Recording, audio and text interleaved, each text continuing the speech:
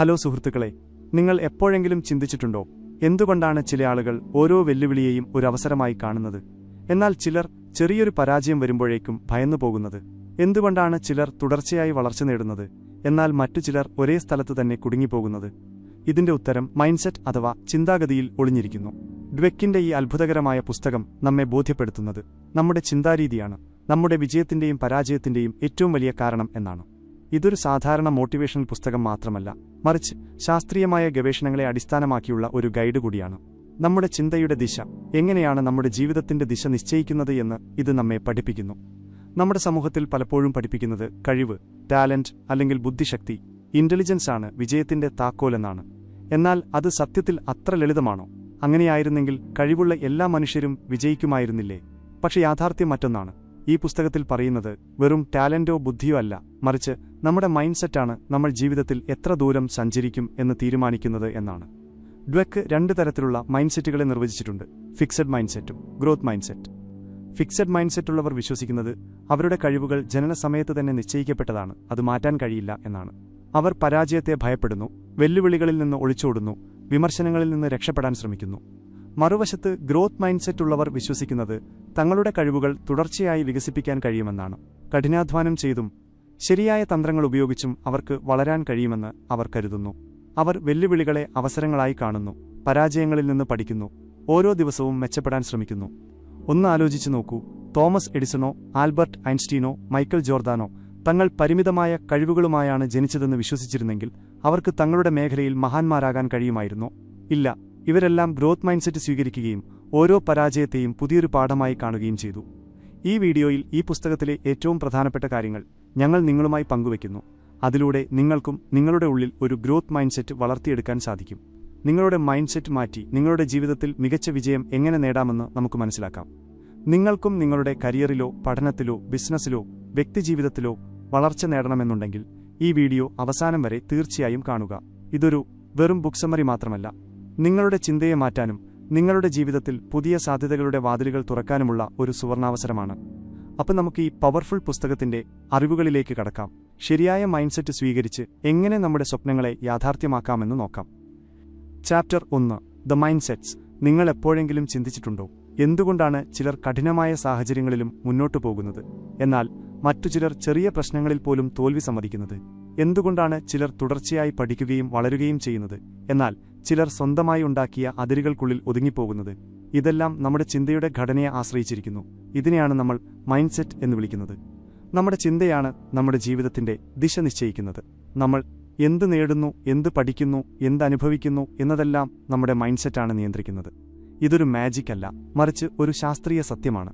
ഡ്വെക്ക് തന്റെ ഗവേഷണത്തിനിടയിൽ കണ്ടെത്തിയത് മനുഷ്യരുടെ മൈൻഡ്സെറ്റ് പ്രധാനമായും രണ്ട് തരത്തിലുണ്ട് എന്നാണ്: ഫിക്സഡ് മൈൻഡ്സെറ്റ്, സ്ഥിരമായ ചിന്ത; ഗ്രോത്ത് മൈൻഡ്സെറ്റ്, വളർച്ചാ ചിന്ത.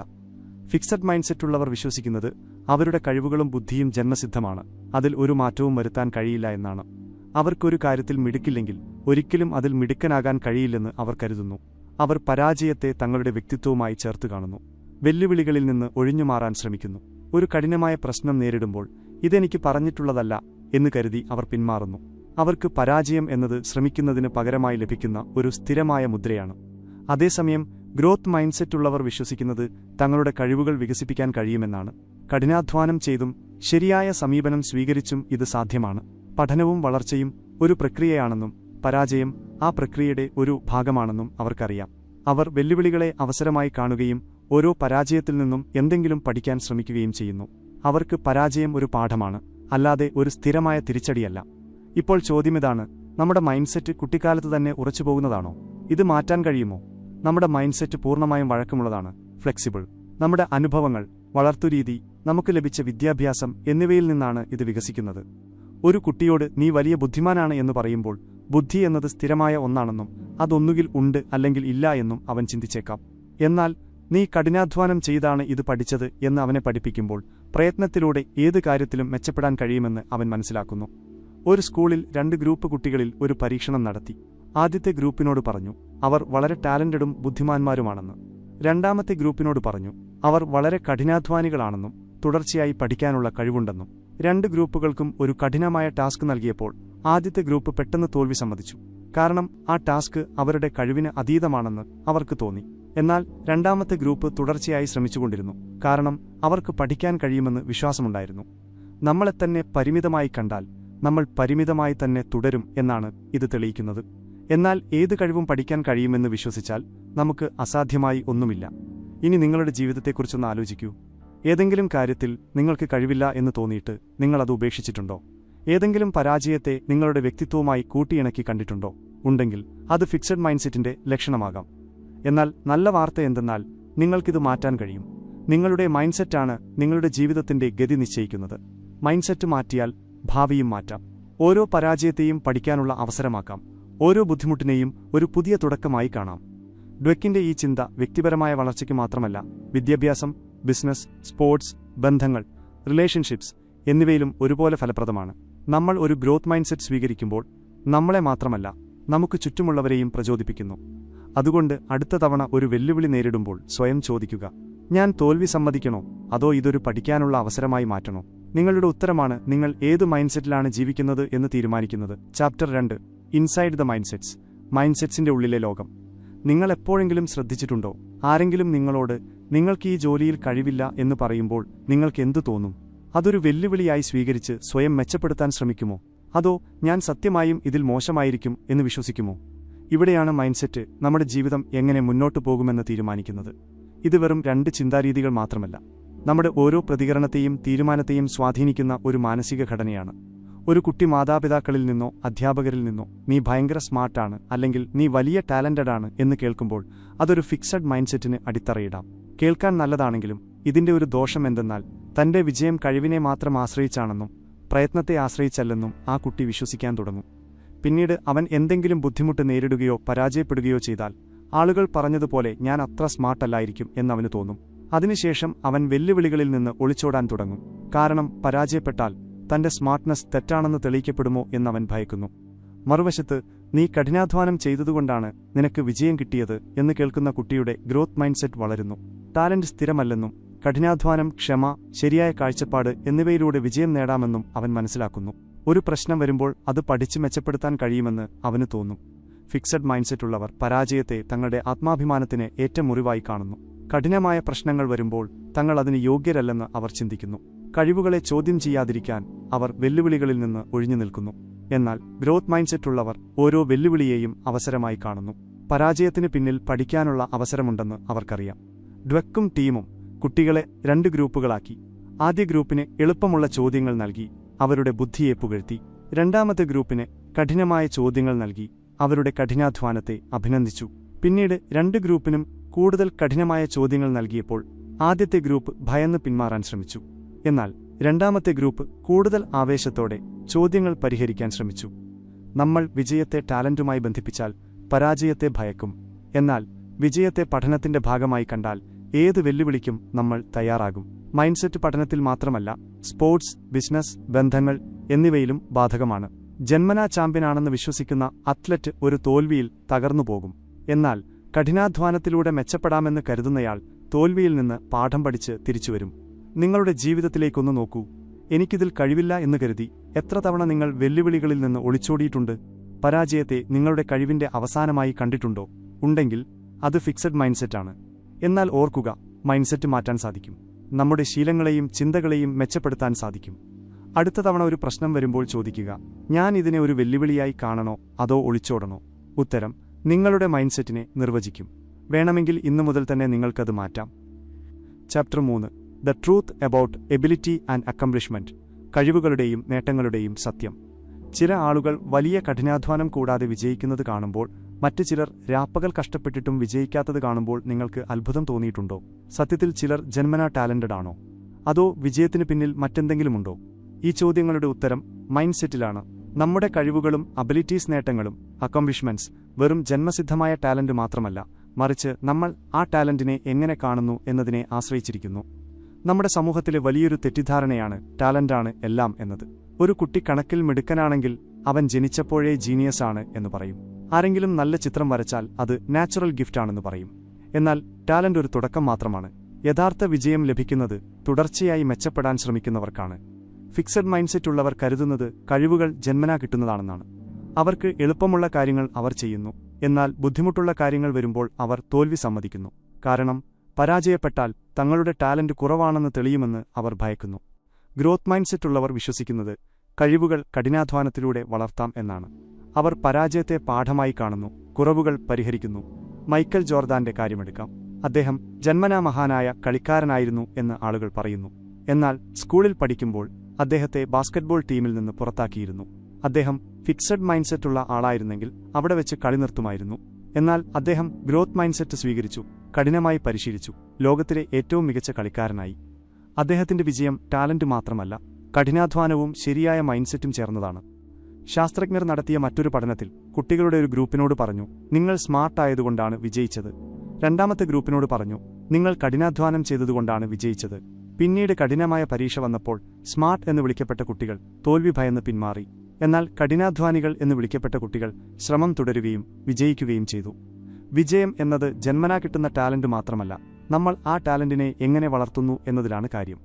നമുക്ക് ഏതൊരു കഴിവും പഠിച്ചെടുക്കാൻ കഴിയുമെന്ന് വിശ്വസിച്ചാൽ അത് സാധ്യമാണ്. ഇനി തീരുമാനം നിങ്ങളുടേതാണ്. വെല്ലുവിളികളെ ഭയക്കുന്നവരാണോ നിങ്ങൾ, അതോ ഓരോ ബുദ്ധിമുട്ടിനെയും അവസരമായി കാണുന്നവരാണോ? ചാപ്റ്റർ 4 ചാമ്പ്യന്റെ മൈൻഡ്സെറ്റ്, ബിസിനസ്, ലീഡർഷിപ്പ്, റിലേഷൻഷിപ്പ്. ഒരു ചാമ്പ്യനും സാധാരണ കളിക്കാരനും തമ്മിലുള്ള വ്യത്യാസം എന്താണ്? ആരെങ്കിലും ജന്മനാ വിജയിയായിട്ടാണോ വരുന്നത്? ബിസിനസ്സിലും ബന്ധങ്ങളിലും റിലേഷൻഷിപ്സ് മൈൻഡ്സെറ്റിന് സ്ഥാനമുണ്ടോ? സ്പോർട്സ്, ബിസിനസ്, ബന്ധങ്ങൾ, ഈ 3 മേഖലകളിലും നമ്മുടെ ചിന്താഗതിയാണ് വിജയവും പരാജയവും നിശ്ചയിക്കുന്നത്. മൈക്കൽ ജോർദാന്റെ ഉദാഹരണം നമ്മൾ കണ്ടു. ടീമിൽ നിന്ന് പുറത്താക്കപ്പെട്ടപ്പോൾ ഞാൻ നല്ല കളിക്കാരനല്ല എന്ന് ചിന്തിച്ചിരിക്കാമായിരുന്നു. എന്നാൽ ഗ്രോത്ത് മൈൻഡ്സെറ്റ് അദ്ദേഹത്തെ വിശ്വസിപ്പിച്ചു, കഠിനാധ്വാനം ചെയ്താൽ മെച്ചപ്പെടാം എന്ന്. അദ്ദേഹം പരാജയത്തെ ആത്മാഭിമാനത്തിന്റെ പ്രശ്നമാക്കാതെ അതൊരു വെല്ലുവിളിയായി ഏറ്റെടുത്തു. ശരിക്കുമുള്ള ചാമ്പ്യന്മാർ പരാജയത്തെ ഭയക്കുന്നില്ല, അതിൽ നിന്ന് പഠിക്കുന്നു. മെച്ചപ്പെടാൻ അതിരുകളില്ലെന്ന് അവർ വിശ്വസിക്കുന്നു. ഇനി ബിസിനസ് ലോകത്തേക്ക് വരാം. മികച്ച ലീഡറാകാൻ ബുദ്ധി മാത്രം മതിയാകുമോ? ഇല്ല, മൈൻഡ്സെറ്റാണ് പ്രധാനം. എല്ലാം എനിക്കറിയാം, എനിക്ക് ആരോടും പഠിക്കേണ്ട ആവശ്യമില്ല എന്ന് ചിന്തിക്കുന്ന ലീഡർമാർ ഫിക്സഡ് മൈൻഡ്സെറ്റുള്ളവരാണ്. ഇവർ മാറ്റങ്ങളെ ഭയക്കുന്നു, തെറ്റുകൾ മറച്ചുവെക്കുന്നു. എന്നാൽ ഗ്രോത്ത് മൈൻഡ്സെറ്റുള്ള ലീഡർമാർ പഠിക്കാൻ തയ്യാറാണ്. ആരും പെർഫെക്റ്റ് അല്ലെന്നും എല്ലാവർക്കും മെച്ചപ്പെടാമെന്നും അവർ വിശ്വസിക്കുന്നു. സ്റ്റീവ് ജോബ്സ് ഇതിനൊരു ഉദാഹരണമാണ്. സ്വന്തം കമ്പനിയായ ആപ്പിളിൽ നിന്ന് പുറത്താക്കപ്പെട്ടപ്പോൾ അദ്ദേഹം തകർന്നുപോയില്ല. അതൊരു അവസരമായി കണ്ട് അദ്ദേഹം പുതിയ കാര്യങ്ങൾ പഠിച്ചു, തിരിച്ചുവന്നത് ഒരു വിജയിയായിട്ടാണ്. ഇനി ബന്ധങ്ങളുടെ, റിലേഷൻഷിപ്സ് കാര്യം. ചില ബന്ധങ്ങൾ എന്തുകൊണ്ട് നിലനിൽക്കുന്നു, ചിലത് തകരുന്നു. ഫിക്സഡ് മൈൻഡ്സെറ്റ് ഉള്ളവർ കരുതുന്നത് ബന്ധത്തിൽ പ്രശ്നങ്ങൾ വന്നാൽ ഇത് എനിക്ക് ചേർന്നതല്ല എന്നാണ്. സ്നേഹം എന്നത് ഒരു കഷ്ടപ്പാടും കൂടാതെ തനിയെ നടക്കേണ്ടതാണെന്ന് അവർ കരുതുന്നു. എന്നാൽ ഗ്രോത്ത് മൈൻഡ്സെറ്റുള്ളവർക്കറിയാം, ഏതൊരു ബന്ധവും നിലനിൽക്കാൻ സമയവും പ്രയത്നവും ആവശ്യമാണെന്ന്. പ്രശ്നങ്ങൾ വന്നാൽ ബന്ധം അവസാനിപ്പിക്കുകയല്ല, മറിച്ച് പരസ്പരം മനസ്സിലാക്കി അത് പരിഹരിക്കുകയാണ് വേണ്ടത്. അവർ വിമർശനങ്ങളെ വ്യക്തിപരമായ ആക്രമണമായി കാണാതെ മെച്ചപ്പെടാനുള്ള അവസരമായി കാണുന്നു. ജീവിതത്തിന്റെ ഏത് മേഖലയിലായാലും, സ്പോർട്സ്, ബിസിനസ്, ബന്ധങ്ങൾ, നമ്മൾ പഠിക്കാനും തിരുത്താനും തയ്യാറാണെങ്കിൽ നമുക്ക് മുന്നേറാൻ കഴിയും. ചാപ്റ്റർ 5 മാതാപിതാക്കൾ, അധ്യാപകർ, കോച്ചുകൾ. മൈൻഡ്സെറ്റ് എവിടെ നിന്ന് വരുന്നു? നമ്മുടെ മൈൻഡ്സെറ്റ് എവിടെ നിന്നാണ് വരുന്നത്? എന്തുകൊണ്ടാണ് ചില കുട്ടികൾ തളരാതെ മുന്നോട്ടു പോകുന്നത്, ചിലർ പെട്ടെന്ന് തോൽക്കുന്നത്? ഉത്തരം നമ്മുടെ കുട്ടിക്കാലത്താണ്. മാതാപിതാക്കൾ, അധ്യാപകർ, കോച്ചുകൾ, ഇവരാണ് നമ്മുടെ മൈൻഡ്സെറ്റ് രൂപപ്പെടുത്തുന്നത്. കുട്ടിക്കാലത്ത് നമ്മളൊരു കോറപ്പേപ്പർ പോലെയാണ്. നമുക്ക് കിട്ടുന്ന ഉപദേശങ്ങളും സന്ദേശങ്ങളുമാണ് നമ്മുടെ ചിന്തയെ ഉണ്ടാക്കുന്നത്. ഒരു കുട്ടിയോട് നീ ഭയങ്കര ബുദ്ധിമാനാണ് എന്ന് പറയുമ്പോൾ അവൻ തന്റെ ബുദ്ധിയെയാണ് തന്റെ ഐഡന്റിറ്റിയായി കാണുന്നത്. എന്നാൽ കഠിനാധ്വാനം ചെയ്താൽ എന്തും നേടാം എന്ന് പഠിപ്പിക്കുമ്പോൾ അവൻ പഠിക്കാൻ തയ്യാറാകുന്നു. പലപ്പോഴും മാതാപിതാക്കൾ അറിയാതെ കുട്ടികളിൽ ഫിക്സഡ് മൈൻഡ്സെറ്റ് ഉണ്ടാക്കുന്നു. നീ ജന്മനാ ജീനിയസാണ് എന്ന് പറയുന്നത് കേൾക്കാൻ രസമാണെങ്കിലും അത് കുട്ടിയെ പേടിപ്പിക്കും. പിന്നീട് എന്തെങ്കിലും പഠിക്കാൻ പ്രയാസം വരുമ്പോൾ ഞാൻ അത്ര സ്മാർട്ടല്ലായിരിക്കും എന്ന് കുട്ടി കരുതും. അവൻ തോൽക്കാൻ ഭയപ്പെടും. എന്നാൽ നീ കഠിനാധ്വാനം ചെയ്താൽ എല്ലാം പഠിക്കാൻ പറ്റും എന്ന് പഠിപ്പിച്ചാൽ കുട്ടിക്ക് ഗ്രോത്ത് മൈൻഡ്സെറ്റ് ലഭിക്കും. പരാജയം അവനെ പേടിപ്പിക്കില്ല, അതൊരു അവസരമായി മാറും. അധ്യാപകർക്കും ഇതിൽ വലിയ പങ്കുണ്ട്. ചില അധ്യാപകർ കരുതുന്നു ചില കുട്ടികൾ മിടുക്കരാണെന്നും ബാക്കിയുള്ളവർ മോശമാണെന്നും. ഇത് ഫിക്സഡ് മൈൻഡ്സെറ്റാണ്. എന്നാൽ നല്ല അധ്യാപകർ വിശ്വസിക്കുന്നത് ശരിയായ മാർഗനിർദ്ദേശം ലഭിച്ചാൽ ഏതു കുട്ടിക്കും കഴിവുകൾ വളർത്താം എന്നാണ്. സ്പോർട്സിലും ഇത് ബാധകമാണ്. ജയം മാത്രം നോക്കുന്ന കോച്ച് കുട്ടികളിൽ തോൽവിയോട് ഭയമുണ്ടാക്കുന്നു. എന്നാൽ തോൽവി പഠനത്തിന്റെ ഭാഗമാണെന്ന് പഠിപ്പിക്കുന്ന കോച്ച് കളിക്കാരെ ശക്തരാക്കുന്നു.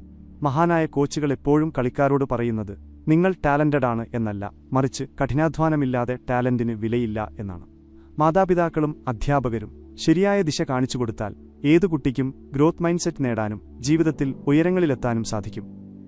ചാപ്റ്റർ 6 മൈൻഡ്സെറ്റ് മാറ്റാം, മാറ്റത്തിന്റെ ശക്തി.